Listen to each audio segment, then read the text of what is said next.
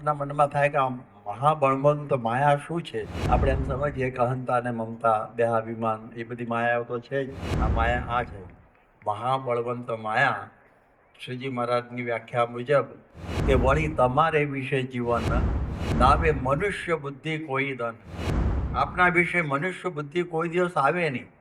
તો જે નટવર છે, નટેશુ વરહ શ્રેષ્ઠ, એવા જે ભગવાન અને ભગવાનના ધારક એવા સંત, હવે એને જેવા છે એવા સ્વરૂપમાં સમજવા એ બહુ અઘરું છે. એ તો ભગવાન જ્યારે આપણને દિવ્ય ચક્ષુ આપે ત્યારે ભગવાનનું મૂળ સ્વરૂપ દેખાય કે દદામિ દિવ્યમ ચક્ષુ તે પશ્ચમે યોગમર ઈશ્વરમ. દિવ્યમ દદામિ ચક્ષુ. આજે ભગવાન અને સંત આપણા જેવા, જેમ લીંબોળીને રાયણ સરખી દેખાતી હોય પણ જાત જુદી, એમ આપણા જેવા દેખાતા હોય મનુષ્ય જેવા, પણ જાત તદ્દન જુદી છે. અખંડ દિવ્ય ભાવ રહે, મનુષ્ય ભાવ સહેજે ન રહે, એ આપણી સાધના.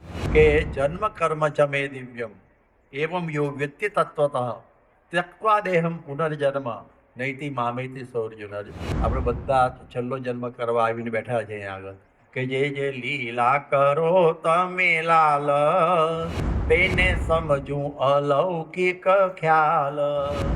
હું ટળે હરી ઢોકળા, અહમ ભાવ ટળે ત્યારે આ વસ્તુ દેખાઈ જાય. યોગી બાપા કહેતા કે સત્પુરુષની બધી ક્રિયા દિવ્ય સમજવી, કે ભગવાન જે કરતા હશે સારું જ કરતા હશે. કે આપણે છેલ્લો જન્મ કરવો હોય તો સત્પુરુષ વિશે નિર્દોષ બુદ્ધિ કરવી. ગુણાતીતોક્ષરમ બ્રહ્મ ભગવાન પુરુષોત્તમ જનો જાનન્નિદમ સત્યમ મુચ્યતે ભવબંધના. પ્રાર્થનાની શરૂઆત જ એવું થાય છે કે મહાબળવંત માયા તમારી, જેણે આવર્યા નર નારી. આપના મનમાં થાય કે આ મહાબળવંત માયા શું છે? આપણે એમ સમજીએ કે અહંતા અને મમતા, દેહાભિમાન એ બધી માયાઓ તો છે જ. પરંતુ અહંતા અને મમતા આ માયાનું નિરૂપણ ગઢડા મધ્ય પ્રકરણના 65ની અંદર શ્રીજી મહારાજે કરેલું છે કે ભગવાનને પોતા જેવા મનુષ્ય જાણે છે. ભગવાનને પોતા જેવા મનુષ્ય જાણે છે, પણ ભગવાનનો અલૌકિક મહિમા તેને જણાતો નથી. તે જ ભગવાનની માયા છે. આ માયા આ છે મહાબળવંત માયા. શ્રીજી મહારાજની વ્યાખ્યા મુજબ કે ભગવાનના મનુષ્ય સ્વરૂપની અંદર દિવ્ય ભાવ આપણને જણાય નહીં, અને એ ભગવાનને મનુષ્ય જેવા જાણીએ એ આ મોટી આ માયા છે. એટલે આ માયાથી પાર થવાની આ અહીં આગળ પ્રાર્થના છે. અને એટલા માટે કહે છે વળી તમારે વિશે જીવન નાવે મનુષ્ય બુદ્ધિ કોઈ ધન. આ પ્રાર્થનાનો આ એક શબ્દ મહત્વનો છે કે વળી તમારે વિશે જીવન નાવે મનુષ્ય બુદ્ધિ કોઈ ધન. આપના વિશે મનુષ્ય બુદ્ધિ કોઈ દિવસ આવે નહીં. હવે જ્યારે ભગવાન છે ને એ મનુષ્યનો વેશ ધારણ કરે છે, અને એવા કુશળ નટ છે કે ખબર જ નથી પડવા દેતા. પણ એ મનુષ્યના ચહેરાની નીચે એક અસલી ચહેરો જે ભગવાનનો દિવ્યતાનો છે એને ઓળખવો બહુ મુશ્કેલ છે. અને જે એ ઓળખાઈ જાય ને તો બેડો પાર થઈ જાય. ભલભલા આમાં ભૂલા પડ્યા છે. એટલે ભગવાનના ચરિત્રમાં જો આપણને મનુષ્ય ભાવ ના આવે, એવા તો હરિચરિત્રામૃત સાગર મુજબ કહે છે મહારાજ, એવો તો એકાદો મળે, એવો તો એકાદો મળે. એનો મતલબ કે આ કેટલું અઘરું છે કે મનુષ્ય ભાવમાં દિવ્ય ભાવ સમજવો. આપણે જોઈએ કે કોઈક નટ હોય છે જયશંકર સુંદરીને બાલ ગંધર્વ જેવા, એ પહેલા સમયની અંદર જે રંગભૂમિ હોય એટલે કે નાટકોની અંદર સ્ત્રીનું પાત્ર ભજવતા. કારણ કે એ વખતે સ્ત્રીઓ નાટકમાં આવતી નહોતી એટલે સ્ત્રીનું પાત્ર ભજવતા. પણ એવું આબેહૂબ ભજવતા કે ભલભલા એની અંદર ભૂલા પડી જતા, એમના પત્નીઓ પણ ભૂલા પડી જતા. એવી પ્રકારનું આબેહૂબ એ આ પાત્ર ભજવી જાણતા હતા. એટલે એ દૃષ્ટિથી જો એક નટ છે એનો પણ મૂળનું સ્વરૂપ સમજવું ઘણાને અઘરું પડી જાય. તો જે નટવર છે, નટેશુ વરહ શ્રેષ્ઠ, એવા જે ભગવાન અને ભગવાનના ધારક એવા સંત, હવે એને જેવા છેવા સ્વરૂપમાં સમજવા એ બહુ અઘરું છે. એટલે કહે છે ને, પ્રગટ હોય ત્યારે કોઈ ન જાણે રમાપતિની રીત, હરિકૃપાથી હરિજન જાણે ને જગત આંધળો વેતર. એટલે એ ઓળખવું એ અતિ કઠણમાં કઠણ છે. એ તો ભગવાન જ્યારે આપણને દિવ્ય ચક્ષુ આપે ત્યારે ભગવાનનું મૂળ સ્વરૂપ દેખાય કે એ દદામિ દિવ્યમ ચક્ષુ તે પશ્ચમે યોગમર ઈશ્વરમ દિવ્યમ દદામિ ચક્ષુ, કે દિવ્યતાના ચક્ષુ આપે તો જે દેખાય સ્વરૂપ, બાકી તો એમને એમ તો આવું ને આવું જ દેખાય. યોગીજી મહારાજ 1970ની અંદર ત્યાં બિરાજમાન હતા મોમ્બાસામાં, અને મોમ્બાસામાં સુંદરજી ભાઈના ત્યાં એમને જમવાનું હતું. અને એ વખતે સુરતના આશાભાઈ સ્વામીના સંઘમાં ભેગા આવેલા આફ્રિકા, અને એ મોમ્બાસામાં એક બીજા ત્રિભુવનદાસ ઇનામદાર એ પણ વલાસણના ત્યારે હતા, આશાભાઈ વલાસણના. બંનેના મનમાં એવી ભાવના કે આપણે એકબીજાને મળવું જ, પણ મેળ નહોતો પડતો. અહીંયા આગળ બંને બાજુમાં બેઠેલા અને સામે યોગી બાપા કથા કરતા હતા જમ્યા પછી. અને એ વખતે સ્વામી સહેજે પૂછ્યું કે આશાભાઈ શું આવ્યું વચનામૃતમાં? એટલે તરત જ ત્રિભુવનદાસ ચમક્યા કે તમે આશાભાઈ, અને કે તમે હું ત્રિભુવનદાસ. ભેટી પડ્યા. સ્વામી કહે જો સામે સામે બેઠા હતા, પણ જો ઓળખાણ નથી તો છેટમ છેટા, ઓળખાણ થઈ ગઈ તો ભેટમ ભેટા. એટલે આપણે પણ જો ઓળખાણ થઈ જાય કે આ સંત છે, એ સંત મનુષ્ય નથી પણ સાક્ષાત અક્ષર બ્રહ્મનું સ્વરૂપ છે. જેમ કહે છે ને કે માયાથી પર બે તત્વો છે, જીવ, ઈશ્વર, માયા, બ્રહ્મ અને પરબ્રહ્મ. તો બ્રહ્મ અને પરબ્રહ્મ બે તત્વો હંમેશા માયાથી પર છે. એને માયા છે જ નહીં. મનુષ્ય દેહ ધારણ કરે અથવા પોતાના અક્ષરધામમાં હોય, એને માયા છે જ નહીં. એટલે એ દૃષ્ટિથી જેવા ભગવાન માયાથી પર છે, એવી રીતે ભગવાનના ધારક અક્ષર બ્રહ્મ એ આજે આ મહંત સ્વામી રૂપે છે, એ પણ માયાથી પર છે. એટલે એ દૃષ્ટિથી એ સમજાઈ જાય તો ભેટમ ભેટા. બાકી તો બધું એમને એમ જ ચાલે. એક વખત કાઠિયાવાડમાં દુકાળ પડ્યો એટલે બધા છોકરાઓ એ વખતે જે કાઠીના હતા એને મહારાજ લઈ આવ્યા ગુજરાતમાં કે દુષ્કાળ ઉતરે ત્યારે પાછા ઘેર મોકલી દઈશું. એટલે એ જ દૃષ્ટિથી બધા દુકાળ ઉતારવા માટે ત્યાં આવેલા. એક વખતે મહારાજે એમને સવારે કોકો ભરીને રાયણો આપી, અને કાઠીના છોકરાઓ રાયણો ખાતા જાય અને બોલતા જાય, મારી ગુજરાતની લીંબોળી બહુ મીઠી હો. મહારાજ ત્યાંથી નીકળેલા, હું બોલો છો? કે ગુજરાતની લીંબોળી બહુ મીઠી. અલા લીંબોળી નથી, આ તો રાયણ છે. એ કે ભલે અહીં રાયણ ભણતા હોય પણ છે તો લીંબોળી. એટલે પણ તમે જુઓ તો ખરા કે આ પ્રમાણે એનો ગળી છે આ બધી, પેલી તો પેલી કડવી લાગે, એ તો મોં ફેર હોય એટલે આટલો ફરક પડે, પણ છે તો લીંબોળી. પછી શ્રીજી મહારાજ સાંજે એમને ખેતરમાં લઈ ગયા અને લીમડો બતાવ્યો, લીંબોળીઓ બતાવી, રાયણનું વૃક્ષ બતાવ્યું, અને એની જે રાયણો બતાવે તો તો આ જુદું જ છે, જાત જ જુદી છે. એવી રીતે આજે ભગવાન અને સંત આપણા જેવા, જેમ લીંબોળીને રાયણ સરખી દેખાતી હોય પણ જાત જુદી, એમ આપણા જેવા દેખાતા હોય મનુષ્ય જેવા, પણ જાત તદ્દન જુદી છે. એ આખા જુદી એ ખ્યાલ આવી જાય ત્યારે એનો આનંદ કોઈક જુદો આવે.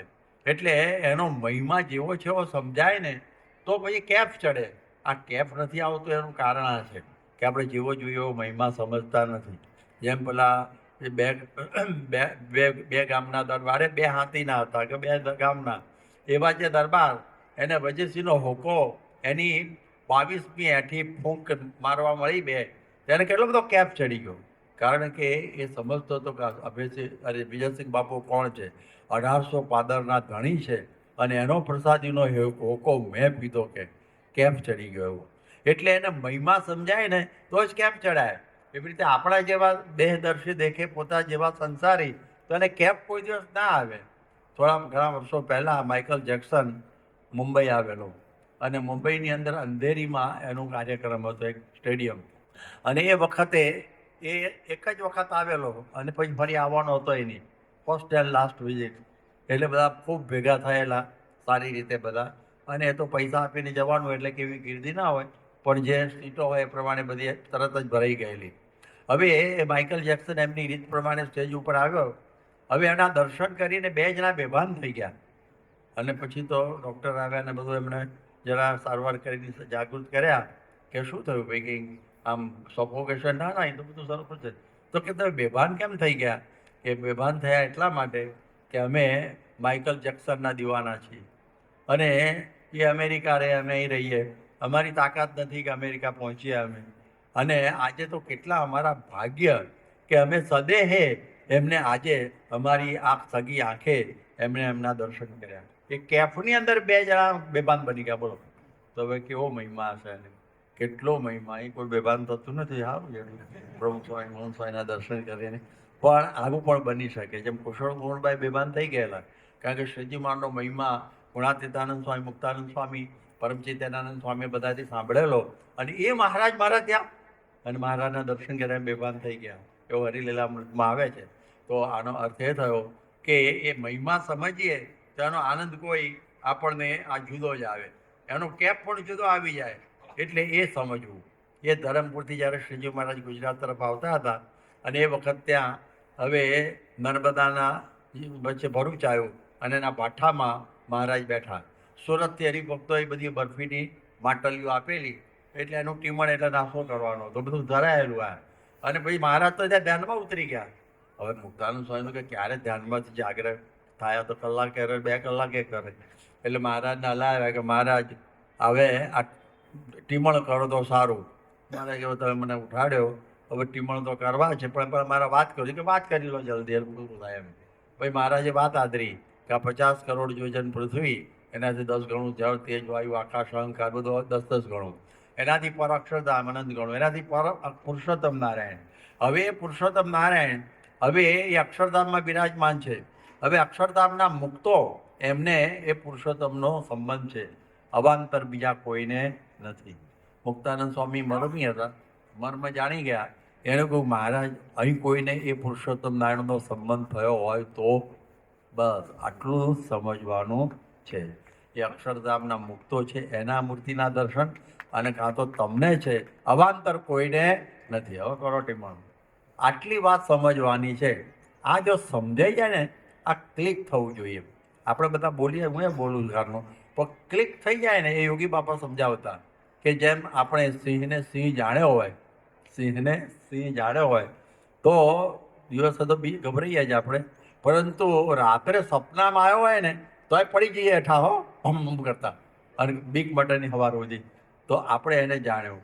બીજી વાત કરતા કે સર્પ છે, એને સર્પ જાણ્યો હોય તો પછી એમને થાય આવો સર્પભાઈ આમ ભેટીએ આપણે. કોઈ દિવસ મન થાય જ નહીં, કારણ કે એમાં મોત જ છે એવું સમજાઈ ગયું છે. જાગ્રત, સ્વપ્ન અને સુષુપ્તિ ત્રણેય અવસ્થાની અંદર એમ થયું કે આની પડખે રહેવાય નહીં. એટલે એને ઇદમ ઇથમ જે પ્રકારે જાણવો જોઈએ એ પ્રમાણે સર્પને એને જાણેલો છે. એવી રીતે જો સત્પુરુષને જાણીએ ને, આ રીત હવે આ દાખલો આટલો સમજવાનો, વિચાર કરવાનો કે બેઠા બેઠા પછી ફરીથી ઊંડાણથી આટલું સમજાઈ જાય ને તો એનો કેફ બહુ જુદો જ રહે.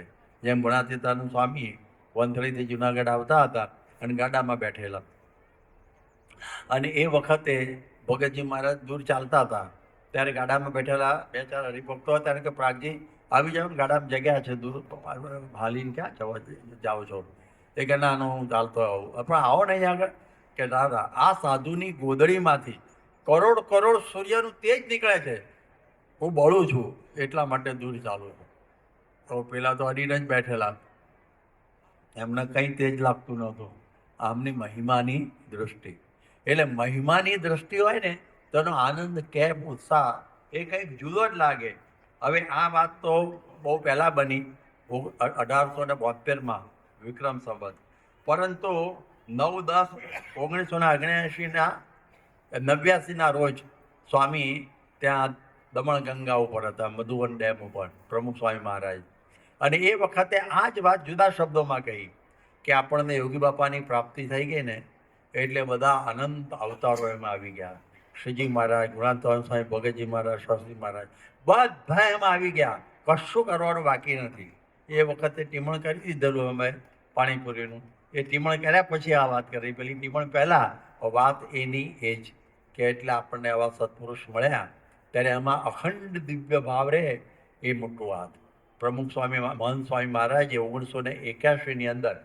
1981ની અંદર આબુમાં વાત કરેલી. આબુમાં પ્રમુખ સ્વામી મહારાજ અઠવાડિયું રહેલા અને ત્યાં એક શિબિર કરેલી અને એ વખતે શિબિરમાં એમણે વાત કરેલી કે પ્રમુખ સ્વામીની અંદર અખંડ દિવ્ય ભાવ રહે, મનુષ્ય ભાવ સહેજે ન રહે, એ આપણી સાધના.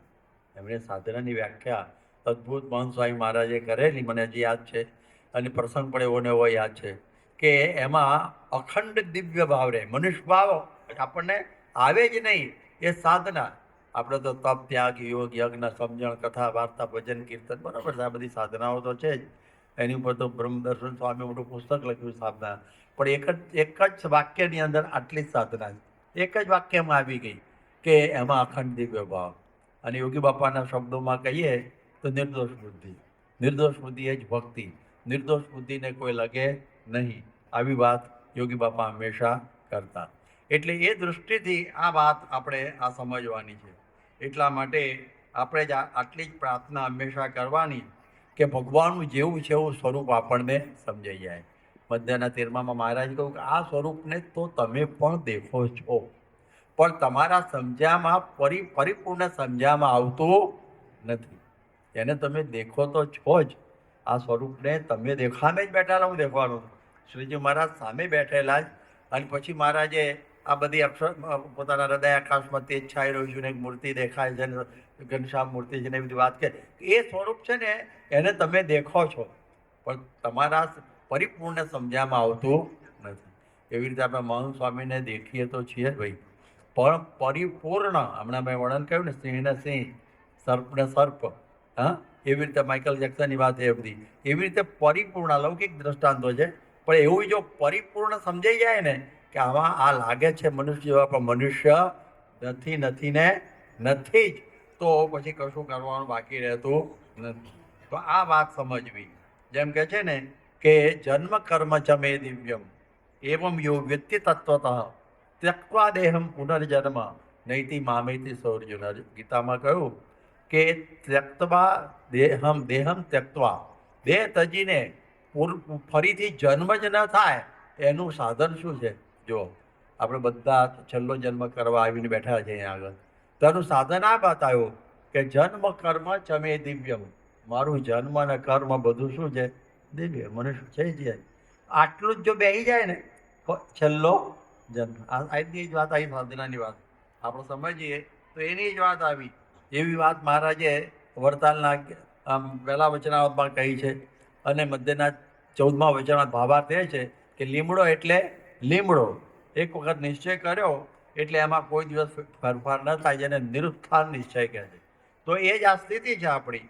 એટલે આ સારું, સારામાં સારું શું, ભૂંડામાં ભૂંડું શું? આ જ કે એમાં હંમેશા દિવ્ય ભાવ રહે, સારામાં સારું. અને મનુષ્ય ભાવ આવે એ પછી ભૂંડું. હવે મનુષ્ય ભાવ આવવાના કારણ થોડા ટૂંકમાં તો આપણે જોઈએ છે ને કે એક વખત શ્રીજી મારી ગઢડામાં વતું કરાવતા હતા, અને અડધું વતું થયું ને મારે જમવા બેસી ગયા. બીજો જતો રહે, નવો આવ્યો હતો ઘર ભેગો. ત્યારે એવા સમયની અંદર અલૌકિક રીતે વર્તતા હોય. હવે એને લૌકિક માળાને કાંઈ ખબર પડે નહીં, એમાં શંકા થાય ને મોહ કયો છે.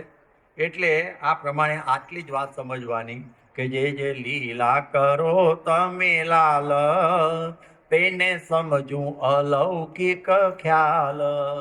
એને અલૌકિક જ ભાવ જોવાનું, એટલે કોઈ દિવસ વાંધો આવે નહીં. આપણે તો સાક્ષાત ભગવાનનું સ્વરૂપ છે, બધું જ દિવ્ય થઈ ગયું ને, તો એમાં આ દિવ્યતા આપણે રાખવાની. એટલે એ સમજવું બરોબર, તો આપણને કોઈ દિવસે એમાં કોઈ મુશ્કેલી ઊભી ના થાય. અને હંમેશા આનંદ અને કેફ ને કેફ હંમેશા રહ્યા કરે. એટલે એ બધું દિવ્ય. એક વખત મુંબઈમાં અમે હતા ભણતા હતા, મહંત સ્વામી મહારાજની અમે શું કહેવાય આજ્ઞામાં રહેતા હતા. યોગી બાપાએ કહ્યું 14 વર્ષ અમે ભેગા જ રહેલા બધા. એટલે એ સમયની અંદર હવે અમે બોર્ડ મારેલું યોગી બાપા આવ્યા ત્યારે કે ભાઈ ભાગવત ધર્મનું પ્રવચન યોગીજી મહારાજ આપશે. તેમાં બાજુમાં કિંગ જ્યોર્જ સ્કૂલ છે, એના એક મહારાષ્ટ્રીયન શિક્ષક જેમનું નામ મિસ્ટર કાલે, એ આ બોર્ડ જોઈને ઉપર ચડ્યા અને ઉપર આવ્યા. અને યોગી બાપા આવ્યા અને યોગી બાપા વાત કે કેમ ઈશ્વરભાઈ તમે કેવી એકાદશી કરી? લેવો હરારી કરી, આ જો અમારથી બોન કાકાએ છે ને નિર્જરા કરી. આવી પ્રકારની 2-4 વાતો કરી અને 2-5 મિનિટ બાદ પછી નીચે જ અત્યારે જેમ બોલાવીને પછી મહંત સ્વામી બાજુ બેઠેલા. તો મિસ્ટર કાલે મહંત સ્વામીને પૂછ્યું કે આ યોગીજી મહારાજનું ભાગવત ધર્મ પર પ્રવચન ક્યારે શરૂ થશે? કે શરૂ નહીં, પૂરું થયું અને તો જતા રહ્યા. કે ऐसा प्रश्न होता है, આમ ગરમ જેવો થઈ ગયો, બીજા દિવસે આવ્યો નહીં કોઈ દાડો ફરીથી, પણ એને આમાં રસ પડ્યો જ નહીં, કારણ કે એ પોતે આવી રીતે સમજીને આવ્યો હોય અને આવું બધી ગડબડ થાય ને, એટલે એવી રીતે પ્રમુખ યોગી મહારાજનું આવા બધામાં દિવ્યતા જોવી એક બહુ મોટી વસ્તુ છે, અને એનો કેફ બહુ જુદો આવે. આપણે જ્યારે આ સમજીએ કે બધું જ એમનું રુચિર, અસનમ રુચિરમ, મુખવાસમિહા ચમનમ રુચિરમ, બધું એમનું રુચિર જ છે, જેને વૈષ્ણવ મધુરમ મધુરમ કહે છે. તો બધું એમનું આ રુચિર છે. એ જ્યારે આપણે સમજીએ ને તો એનો કેફ આપણને આવે, બાકી એ સિવાય કેફ આવે જ નહીં. એટલે આ છે, એટલે આજે મૌન સ્વામીમાં ભગવાન બિરાજમાન છે એવું જે સમજવું ને, એ આ એક અદ્ભુત મોટામાં મોટી સાધના છે. પહેલાંના સમયમાં, અત્યારે પણ છે ને, એ દ્વિપારિમાણિક ચિત્રો આવે છે, એટલે 2 ડાયમેન્શનલ પિક્ચર્સ, જુદા જુદા કલર જેવું આપણે ચક્કર, આ લીટા લીટા લીટા, લાલ લીલા પીળા લીટા લાગે, પણ જો તમને આંખ એને ફિટ કરતા આવડતી હોય ને, તેમાંથી 3 ડાયમેન્શનલ ફિગર બહાર આવી જાય. અહીં છે અમારા મંદિરની અંદર લાઇબ્રેરીમાં મૂકેલું છે એવા ચિત્રો. એ તમે પણ બહુ અઘરું છે, અતિ અઘરું છે, ઘણાને આવતું જ નથી, ઘણા ગાડા થઈ જાય પરદેશમાં તો, અને આ કેવી રીતે ગોઠવાય જ નહીં. એને પ્રમુખ સ્વામી પાસે મૂકેલું આ ચિત્ર, 1 સેકન્ડમાં કીધું તો આમાં માછલી છે. હવે અમને કે કોઈને નહોતી દેખાતી, પણ એમને તરત દેખાઈ ગઈ. એટલી આંખની એવી રીતે ગોઠવણી એમણે કરી દીધેલી. એવી રીતે આ મહંત સ્વામી છે ને, આ મનુષ્ય જેવા દેખાય, પણ આમ બરોબર વ્યવસ્થિત જો આ મહિમાની દ્રષ્ટિ લગાડી દે, દિવ્યમ દદામી તે ચક્ષુ બદલી નાખીએ એમ, તો પછી આપણને એ મહંત સ્વામી નહીં દેખાય, સાક્ષાત શ્રીજી મહારાજ જ દેખાય. એ સમજવું કે બસ પૂરું થઈ ગયું. હવે આવી વાત જોઈને એક છોકરો છે ને, ટોરન્ટોની અંદર પ્રમુખ સ્વામીની સામે બેસી ગયો, જો જ કરે, જોયા કરે, આંખમાંથી આંસુ નીકળી ગયા. અને પછી સ્વામી ગયેલા શું જ કરે કે તમારા ભગવાન જોવા માટે પ્રયત્ન કરું, પેલી આવી વાત થઈ એની પરથી. સ્વામી કે એમ ના દેખાય. તો પછી કેવી રીતે દેખાય કે જેમ અમારે ભણવાનો કોર્સ હોય કે BA થવું, MA થવું, તો 3 વર્ષ 5 વર્ષ એવી રીતે થઈ જવાય. આના કંઈ ટાઈમ છે? સ્વામી કે છે ને, હું ટળે હરી ઢોકળા, અહમ ભાવ ટળે ત્યારે આ વસ્તુ દેખાઈ જાય, જેવું છે એવું. એટલે એ અહમ ભાવ તોડવાની આ વાત આવે છે, એટલે એનો આનંદ કોઈક જુદો જ હોય, એનો કેપ પણ બહુ જુદો આવે. એટલે એ દૃષ્ટિથી યોગી બાપા કહેતા કે સત્પુરુષની બધી ક્રિયા દિવ્ય સમજવી. એ ટપાલ લખતા હોય, કોઈની સાથે વાત કરતા હોય તો પણ દિવ્યતાથી જોયા કરવું, એનું નામ ધારવું અને વિચારવું. એટલે કે છે ને કે આપણામાં વાસના કેમ ટળે, તો મોટા પુરુષની ક્રિયા ગમે તો જ આ બને, બાકી તો સેવે ભેગો રહે કે એમ કરે પણ કારણ દે જાય નહીં. એટલે મોટા પુરુષ કહે એમ કરે, એનો ગુણ આવે અને એની ક્રિયા ગમે ત્યારે એ બ્રહ્મરૂપ થાય. આ ક્રિયા ગમવીને એ બહુ અઘરામાં અઘરું છે, અઘરામાં અઘરું. અમારા યોગી બાપા છે ને ગોંડલનું બહુ રાખે, ફલાયામાં ગોઠવા ચડી જાય કે આ સત્પુરુષ છે કે કેવું છે, બધી વસ્તુઓ ગોંડલની અંદર જ લગાડી દે અને આવું બધું બનતું હોય. પરંતુ એ જે કરતા હોય એ દિવ્ય. કંઈ સેવા આવી હોય તો ગોંડલ ભેગી કરાવી દે, એવું બધું થાય.